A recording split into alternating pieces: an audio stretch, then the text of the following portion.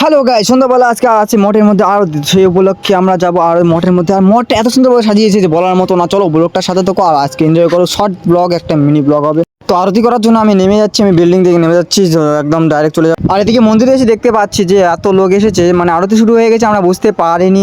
আর এদিকে সবাই কীর্তনে মেতে গেছে, আর আমি এদিকে ক্যামেরা দিয়ে দেখাচ্ছিলাম, এদিকে কীর্তন করছে সবাই, আর এদিকে মহারাজরা সবাই এদিকে ডান্স টান্স করছে, সামনে ব্যান্ড পার্টি এবং কীর্তন সবই চলছে মিক্সার।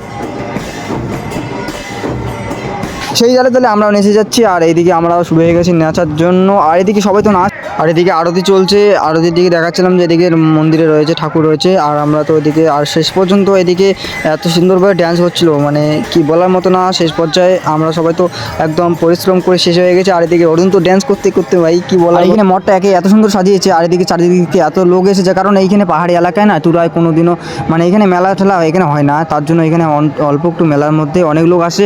আর আমাদের এদিকে তো অ্যাভেলেবেল মেলা, তার জন্য লোক আসে না। আর এদিকে আমরা যাচ্ছি এখন রুমে। আর এখানে আরতি শেষ হওয়ার পর আমরা চলে গেছিলাম প্রসাদ পাওয়ার জন্য। আর এদিকে বসে গেছে অনেক লোক, আমরা ফার্স্টে বসে যাচ্ছি, কারণ প্রতিদিন আমরা লাস্টে বসি, লাস্টে বসার পর আমরা খেতে পারি না। আর আমরা খাওয়া দাওয়ার পর আমরা একটু আজকের জন্য এই ব্লগটা এই পর্যন্তই, কারণ আগামীকাল আরও ভিডিও আসছে। তো টাটা, বাই বাই।